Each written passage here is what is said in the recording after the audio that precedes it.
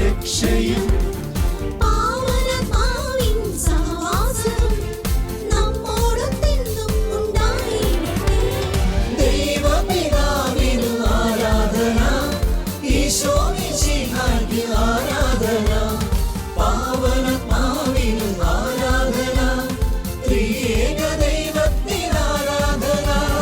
ദൈവപിതാവിനു ആരാധന, ഈശോ മിശിഹായ്ക്ക് ആരാധന, പാവനാത്മാവിനു ആരാധന, ത്രിയേക ദൈവത്തിന് ആരാധന.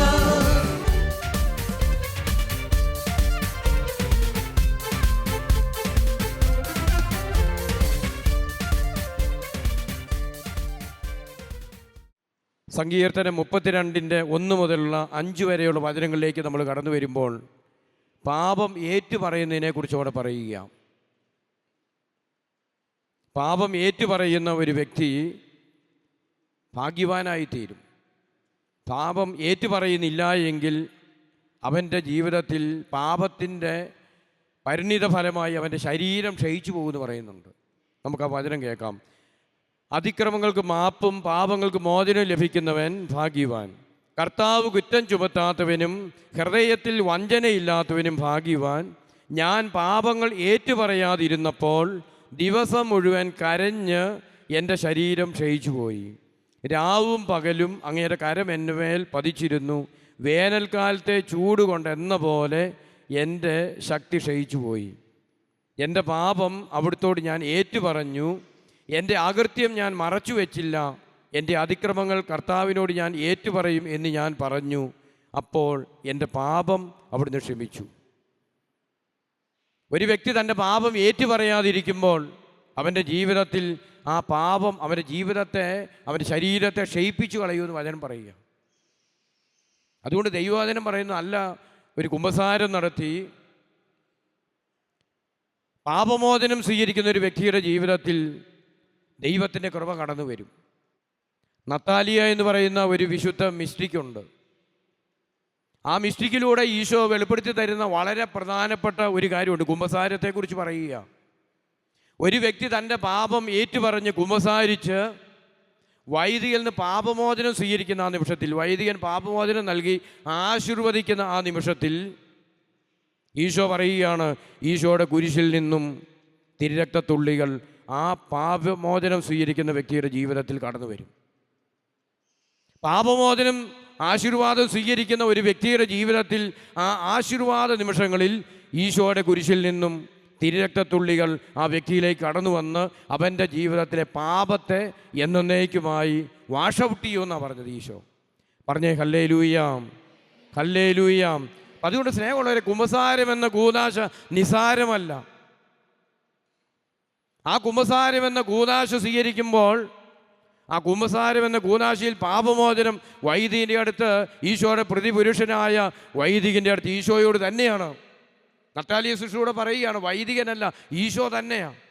അപ്പോൾ ആ ഈശോയോട് പാപം പറഞ്ഞ് പാപമോചനം സ്വീകരിക്കുന്ന, ആശീർവാദം സ്വീകരിക്കുന്ന നിമിഷത്തിൽ ഈശോയുടെ തിരുരക്തത്തുള്ളി കടന്നു വരിക.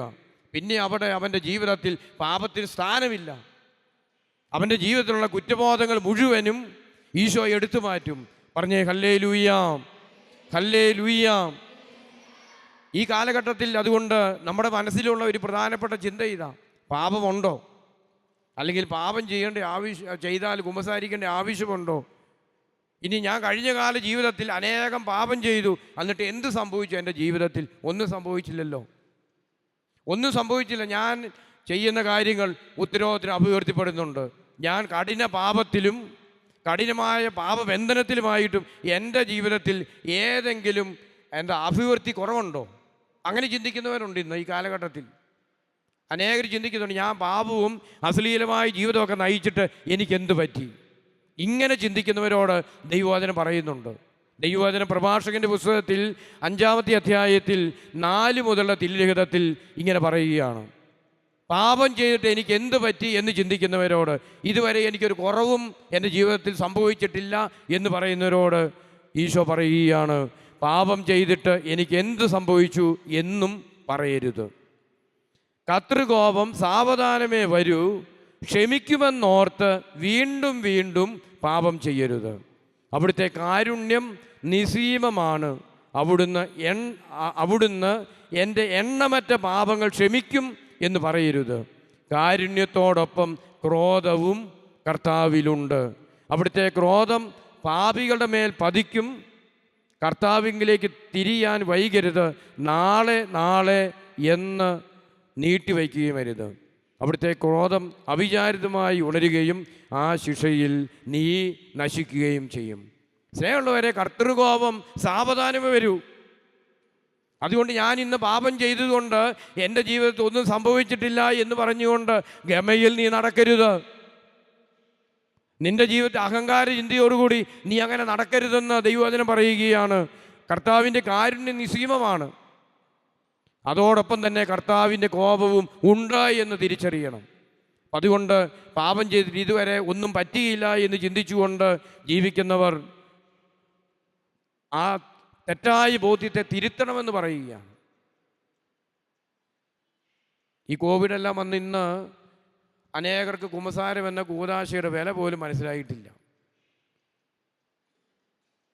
ഇനി കുമ്പസാരി ജില്ലയിൽ എന്താ എന്ന് ചിന്തിക്കുന്ന അനേകം വ്യക്തികൾ ഈ കാലഘട്ടങ്ങളിലുണ്ട്. അവരുടെ ജീവിതത്തിൽ ദൈവകൃപ നഷ്ടപ്പെട്ടു. കർത്തൃകോപം കടന്നു വരുമെന്നുള്ള വലിയൊരു സൂചന ദൈവമായ കർത്താവ് നമ്മുടെ ജീവിതത്തിൽ തരികയാണ്. ഇനി മറ്റൊരു ചിന്ത നമ്മുടെ മനസ്സിൽ തെറ്റായ ഒരു ചിന്തയുണ്ട്. ഞാൻ പാപം ചെയ്താൽ ആരും കാണുന്നില്ല, മനുഷ്യനെ മാത്രം പേടിച്ചാൽ പോരെ, ദൈവത്തെ പേടിക്കേണ്ട ആവശ്യമുണ്ടോ, ദൈവം ഇത് കാണുമോ എന്ന് ചിന്തിക്കുന്നവരുമുണ്ട്. ഞാൻ രഹസ്യമായി എൻ്റെ മുറിയിൽ ചെയ്യുന്ന പാപം, ഞാൻ വാതിലടച്ചിട്ട് എൻ്റെ മുറിയിൽ മൊബൈലിലൂടെ അശ്ലീലപരമായ കാര്യങ്ങൾ കണ്ട് ഞാൻ ചെയ്യുന്ന പാപം, അല്ലെങ്കിൽ ഞാൻ ഏതെങ്കിലും ഒരു രഹസ്യമായി ഞാൻ ചെയ്യുന്ന പാപം, എവിടെയെങ്കിലും ഇരുന്ന് ചെയ്യുന്ന പാപം ദൈവം കാണുമോ, ഞാൻ മനുഷ്യനെ മാത്രം പേടിച്ചാൽ പോരെ എന്ന് ചിന്തിക്കുന്നവരുണ്ട്. അങ്ങനെ ചിന്തിക്കുന്നവരോടും കർത്താവ് വ്യക്തമായിട്ടും പഠിപ്പിക്കുന്ന വളരെ പ്രധാനപ്പെട്ട ഒരു ദൈവവചനമുണ്ട്. പ്രഭാഷകൻ്റെ പുസ്തകത്തിൽ 23-ാമത്തെ അധ്യായത്തിൽ 16 മുതലുള്ള തിരുലിഖിതങ്ങൾ, 16 മുതൽ 19 വരെയുള്ള തിരുലിഖിതങ്ങളിലേക്ക് കടന്നു വരുമ്പോൾ അങ്ങനെ ചിന്തിക്കുന്നവർ, ആരും കാണില്ല എന്ന് ചിന്തിക്കുന്നവരോട് ദൈവവചനം പറയുകയാണ്. 2 കൂട്ടർ പാപം വർദ്ധിപ്പിക്കുന്നു, 3-മതൊരു കൂട്ടം മനുഷ്യർ ക്രോധം ക്ഷണിച്ചു വരുത്തുന്നു. വികാരം കൊണ്ട് ജലിക്കുന്ന ഹൃദയം ആളുന്ന തീ പോലെയാണ്, ജീവിതം പൂർണ്ണമായി നശിപ്പിക്കുന്നതുവരെ അത് അടങ്ങുകയില്ല. ഭോഗാസക്തിക്ക് അടിമപ്പെടുന്നവൻ അഗ്നി ദഹിപ്പിക്കുന്നതുവരെ അതിൽ നിന്ന് സ്വതന്ത്രനാവുകയില്ല. വ്യഭിചാരിക്ക് എല്ലാ അപ്പവും മധുരിക്കുന്നു, മരണം വരെ അവൻ പിന്മാറുകയില്ല. വിവാഹ ഉടമ്പടി ലംഘിക്കുന്നവൻ ആത്മഗതം ചെയ്യുന്നു, ആരാണ് എന്നെ കാണുക, ഇരുട്ട് എനിക്ക് മറയാം. അത് വിവാഹ ഉടമ്പടിയാകാം, സന്യാസവ്രത ഉടമ്പടിയാകാം, അത് ഏത് ഉടമ്പടിയാകാം. ദൈവത്തോടെടുക്കുന്ന ഏത് ഉടമ്പടിയും പ്രധാനപ്പെട്ടതാണ്. ദൈവവചനം പറയുകയാണ്. അപ്പം ഈ ഉടമ്പടി ലംഘിക്കുന്നവൻ ആത്മഗതം ചെയ്യുന്നു, ഇരുട്ട് എനിക്ക് മറയാം, ആരാണ് എന്നെ കാണുക. ഭിത്തികൾ എന്നെ ഒളിപ്പിക്കുന്നു, ആരും എന്നെ കാണുന്നില്ല, ഞാൻ എന്തിനു പേടിക്കണം. അത്യുന്നതൻ എൻ്റെ പാപങ്ങൾ പരിഗണിക്കുകയില്ല, മനുഷ്യനെ മാത്രമേ അവൻ ഭയപ്പെടുന്നുള്ളൂ. ഭിത്തികൾ ഒളിപ്പിക്കും, അല്ലെങ്കിൽ ആരും കാണുന്നില്ല, ഞാൻ ആരെ പേടിക്കണം, മനുഷ്യനെ മാത്രം പേടിച്ചാൽ പോരെ. അനേകർ ചിന്തിക്കുന്ന ഒരു തെറ്റായ ഒരു ചിന്തയാണ്. ആരും കാണുന്നില്ല, രഹസ്യമായി എന്ത് ചെയ്താലും, അത് സഭയ്ക്കെതിരായിട്ടായിക്കോട്ടെ, വ്യക്തികൾക്കെതിരായിട്ട്, കുടുംബങ്ങൾക്കെതിരായിക്കൊള്ളട്ടെ, രഹസ്യമായി ചെയ്യുന്ന ഏതു പാപവും ആരും കാണുന്നില്ല. ഉടമ്പടികൾ, എടുത്ത വിവാഹ ഉടമ്പടികൾ, എടുത്ത സമർപ്പണ ഉടമ്പടികൾ ലംഘിക്കുന്നവർ, രഹസ്യമായി ലംഘിക്കുന്നവർ ചിന്തിക്കും, ആരെയും പേടിക്കേണ്ട ആവശ്യമില്ല, മനുഷ്യരെ മാത്രമേ, അവർ കാണുന്നില്ല, അറിയുന്നില്ല, അതുകൊണ്ട് എൻ്റെ ജീവിതത്തെ ഇത് ബാധിക്കുന്നില്ല എന്ന് ചിന്തിക്കുന്നവർ, ദൈവവചനം വീണ്ടും പറയുകയാണ്, കർത്താവിൻ്റെ കണ്ണുകൾ സൂര്യനേക്കാൾ 10,000 മടങ്ങ് പ്രകാശമുള്ളതാണ് എന്ന് അവൻ അറിയുന്നില്ല. അവിടുന്ന് മനുഷ്യൻ്റെ എല്ലാ മാർഗങ്ങളും നിരീക്ഷിക്കുകയും നിഗൂഢ സ്ഥലങ്ങൾ കണ്ടുപിടിക്കുകയും ചെയ്യും. സ്നേഹമുള്ളവരെ, ഇവിടെ എത്രമാത്രം ആർട്സുള്ള നമ്മൾ ലൈറ്റ് ഇട്ടാലും ശരി, അതിനേക്കാളും 10,000 മടങ്ങുകൾ, സൂര്യനേക്കാൾ 10,000 മടങ്ങ് ശക്തിയുള്ളതാണ്, കാണാൻ കഴിവുള്ളതാണ് ദൈവത്തിൻ്റെ കണ്ണുകൾ. നീ നിഗൂഢ സ്ഥലത്തിരിക്കുന്നത് ദൈവം അറിയുന്നുണ്ട്. നിന്റെ നിഗൂഢ കാര്യങ്ങൾ ദൈവം അറിയുന്നുണ്ട്. നിന്റെ മാർഗങ്ങൾ നിരീക്ഷിക്കുന്ന ഒരു ദൈവമുണ്ട്. നീ എവിടെ പോയാലും അറിയുന്ന കാണുന്ന ഒരു ദൈവമുണ്ട് എന്ന് നീ ചിന്തിക്കണം. അതുകൊണ്ട് സ്നേഹമുള്ളവരെ, ഇരുട്ട് മറയാണെന്നോ മനുഷ്യൻ കാണുകയില്ല എന്ന് ചിന്തിച്ചുകൊണ്ട് ചെയ്യുന്ന പാപങ്ങൾ വരെ ദൈവം കാണുന്നുണ്ട്. ദൈവത്തിൻ്റെ കണ്ണുകൾ CCTV പോലെയാണ്. നമ്മൾ ചില സ്ഥാപനങ്ങൾ എഴുതുമ്പോൾ അവിടെ എഴുതിയിട്ടുണ്ട് ദിസ് സർക്കംസ്റ്റൻസീസ് അണ്ടർ CCTV സർവൈലൻസ് എന്ന് എഴുതാറില്ലേ? CCTVയുടെ നിരീക്ഷണത്തിലാണ് നിങ്ങൾ, CCTVയുടെ നിരീക്ഷണമാണ് നിങ്ങൾ. അതുകൊണ്ട് നിങ്ങൾ അവിടെ നിന്ന് എന്ത് കോപ്രായം കാണിച്ചാലും അത് കാണും. അതുകൊണ്ട് സൂക്ഷിച്ചോണ്ടാണ് എഴുതി വച്ചേക്കുന്നത്. ദൈവത്തിൻ്റെ CCTV ഉണ്ട്. ദൈവത്തിൻ്റെ കണ്ണുകൾ സൂര്യനേക്കാളും 10,000 മടങ്ങ് പ്രകാശമുള്ളതായതുകൊണ്ട് നിന്റെ ജീവിതത്തെ കാണുന്ന ഒരു ദൈവമുണ്ട്. പറഞ്ഞേ ഹല്ലേലൂയ. യേശുവേ നന്ദി, യേശുവേ ആരാധന. Hallelujah, hallelujah. അതുകൊണ്ട് സ്നേഹമുള്ളവരെ, വ്യക്തിപരമായ ഒരു വിശുദ്ധീകരണത്തിന് കർത്താവ് ഇന്ന് നമ്മെ ക്ഷണിക്കുകയാണ്. വ്യക്തിപരമായ ഒരു വിശുദ്ധി ജീവിതത്തിൽ കർത്താവ് നമ്മിൽ നിന്ന് പ്രതീക്ഷിക്കുന്നുണ്ട് എന്ന് നമ്മൾ തിരിച്ചറിയണം. ഇന്ന് അനേകർ വ്യക്തിപരമായ വിശുദ്ധിക്ക് പ്രാധാന്യം നൽകുന്നില്ല. വ്യക്തിപരമായ വിശുദ്ധി, ഈ ഒരു വിശുദ്ധിയിലേക്ക് നമ്മൾ കടന്നു വരാൻ ദൈവം ആഗ്രഹിക്കുക.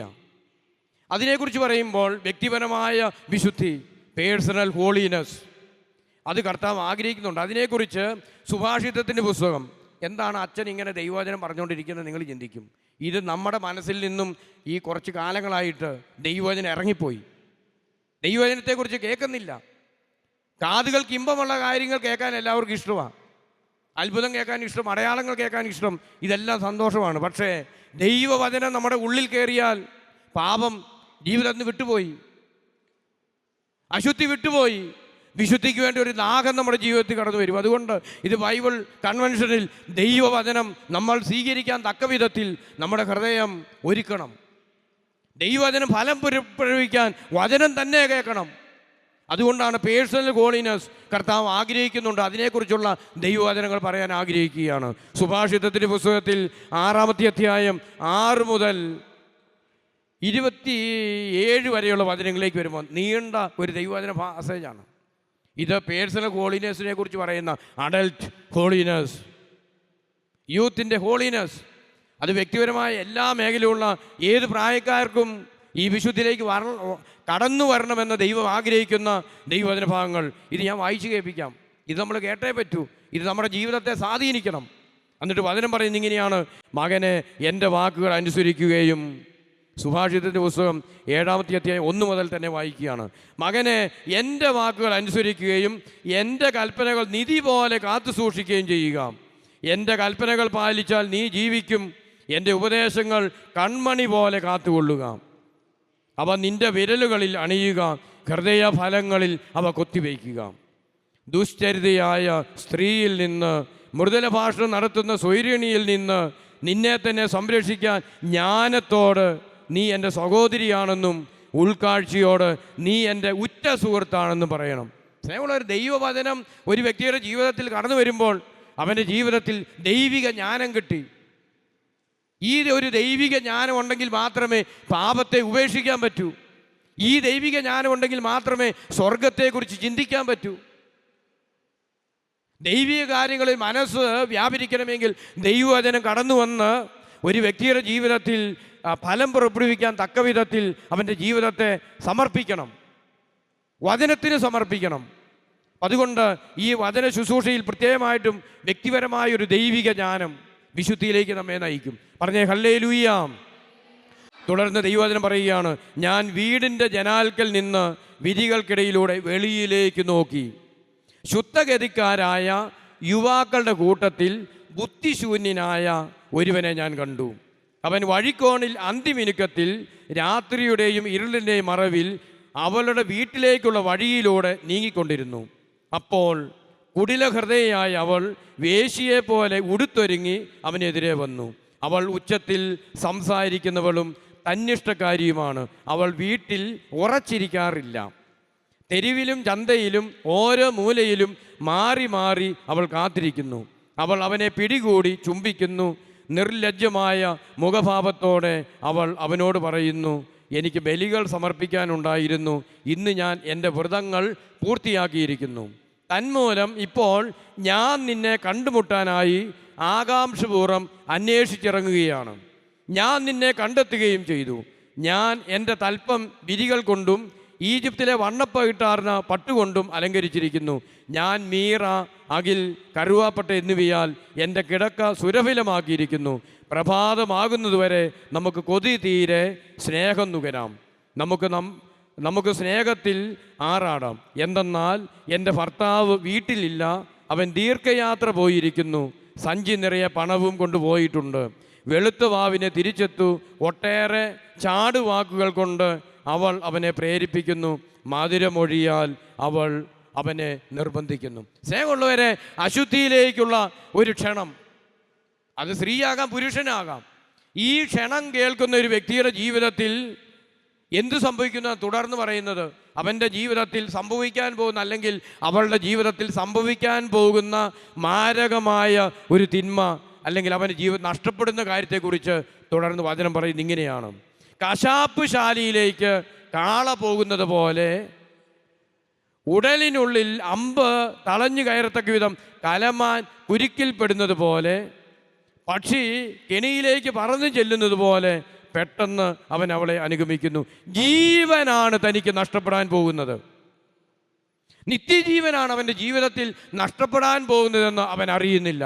സ്നേഹമുള്ള ഒരു വ്യക്തിപരമായ വിശുദ്ധിയിൽ വളരാതെ, വ്യക്തിപരമായ വിശുദ്ധിയിൽ അടിയറ വെച്ചുകൊണ്ട് തിന്മയായ കാര്യങ്ങളിലൂടെ പോകുന്ന ഒരു വ്യക്തിയുടെ ജീവിതത്തിൽ സംഭവിക്കുന്ന കാര്യങ്ങൾ, കലമാൻ കുരുക്കിൽപ്പെട്ട് അമ്പെയ്ത് നാശത്തിലേക്ക് പോകുന്നു അല്ലെങ്കിൽ മരണപ്പെടുന്നത് പോലെ, പക്ഷി കെണിയിൽ കുരുക്കപ്പെട്ട് ആ പക്ഷി നാശത്തിലേക്ക് പോകുന്നത് പോലെ, അല്ലെങ്കിൽ കശാപ്പ് ശാലയിലേക്ക് പോകുന്ന ആ കന്നുകാലിയായിരിക്കാം അല്ലെങ്കിൽ ഏതൊരു മൃഗമായിരിക്കാം, അത് നിത്യനാശത്തിലേക്ക് പോകുന്നത് പോലെ ഒരു വ്യക്തിയുടെ ജീവിതത്തിൽ നിത്യനാശം സംഭവിക്കും. അശുദ്ധിയിലേക്കുള്ള ഒരു ക്ഷണം സ്വീകരിക്കുന്ന ഒരു വ്യക്തിയുടെ ജീവിതത്തിൽ ആത്മാവ് നഷ്ടപ്പെടുമെന്ന ദൈവവചനം പറയുന്നത്. അതുകൊണ്ട് വ്യക്തിപരമായ ഒരു വിശുദ്ധിക്ക് ഒരു വ്യക്തി വളരെയധികം പ്രാധാന്യം നൽകണമെന്ന് വചനം പറയുക. തുടർന്ന് വചനം പറയുന്നുണ്ട്, നിങ്ങളുടെ ഹൃദയം അവളുടെ മാർഗത്തിലേക്ക് തിരിയാതിരിക്കട്ടെ, നിങ്ങൾ അലഞ്ഞു തിരിഞ്ഞ് അവളുടെ വഴികളിൽ ചെന്നുപെടാതിരിക്കട്ടെ.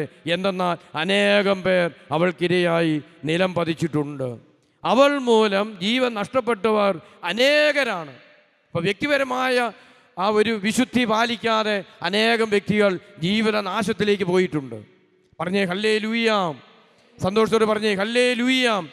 അതുകൊണ്ട് സ്നേഹമുള്ളവരെ, കാരുണ്യവും കഷ്ടതയും എന്ന് പറയുന്ന അപ്പസ്തോലിക ഒരു ആഹ്വാനത്തിൽ, കരുണയുടെ വർഷം സമാപനത്തിൽ ഫ്രാൻസിസ് മാർപ്പാപ്പ പറഞ്ഞൊരു കാര്യമുണ്ട്.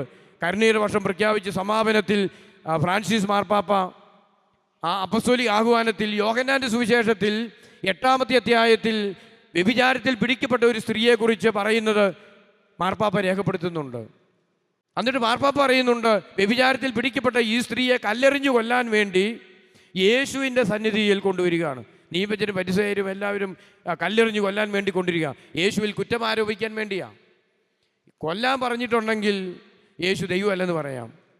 അതുപോലെ കൊല്ലരുതെന്ന് പറഞ്ഞിട്ടുണ്ടെങ്കിൽ മോശയുടെ നിയമം അനുസരിച്ചിട്ടില്ല. അപ്പം യേശു ദൈവപുത്രൻ അല്ല എന്ന് സ്ഥാപിക്കണം. അതിനുവേണ്ടി കൊണ്ടുവരുമ്പോൾ യേശു ചെയ്ത കാര്യം ദൈവവചനത്തിൽ പറയുന്നത് ഇങ്ങനെയാണ്: യേശു എല്ലാവരും കല്ലോങ്ങി പിടിച്ച് നിൽക്കുന്ന സമയത്ത് യേശു നിലത്ത് കുനിഞ്ഞെഴുതിക്കൊണ്ടിരുന്നു. പൂഴിയിൽ എഴുതി എന്നാണ് ദൈവവചനം പറയുന്നത്. പൂഴിയിൽ എഴുതി. അതിനെക്കുറിച്ച് ഞാൻ വായിച്ചൊരു വ്യാഖ്യാനം ഇതാ: കല്ലെറിഞ്ഞ് കൊല്ലാനായി കല്ലുകളുമായി വന്നവരുടെ പേരുകൾ പൂഴിയിലെഴുതി, മണലിലെഴുതി, അവരുടെ പേരെഴുതി, അവർ ചെയ്ത പാപങ്ങൾ എഴുതി. അത് കണ്ടവർ ഇട്ടിട്ട് പോയെന്നാണ് പറയുന്നത്. മത്തായി, നീ ഇത് ചെയ്തു, വ്യഭിചാരം ചെയ്തു, അല്ലെങ്കിൽ മാരകപാപം ചെയ്തു, എഴുതി. മറിയം, നീ ചെയ്ത പാപം ഇത്, എഴുതിയെന്നാണ് പറയുന്നത്. എന്തായാലും അവസാനം യേശു പൂഴിയിൽ എഴുതിക്കൊണ്ടിരുന്നു. വന്നവർ മുഴുവനും കല്ലിട്ടിട്ട് ഓടിപ്പോയി. യേശുവും ആ സ്ത്രീയും തനിച്ചായി. യേശുവും ആ സ്ത്രീയും തനിച്ചാവുമ്പോൾ യേശു അവളുടെ കണ്ണുകളിലേക്ക് നോക്കിയപ്പോൾ 3 കാര്യങ്ങൾ വായിച്ചെടുത്തു എന്ന് മാർപ്പാപ്പ പറയുക. പാപിനിയായി കല്ലെറിഞ്ഞ് കൊല്ലപ്പെടേണ്ട സ്ത്രീയിൽ 3 കാര്യങ്ങൾ അവളുടെ കണ്ണുകളിൽ നിഴലിച്ചു.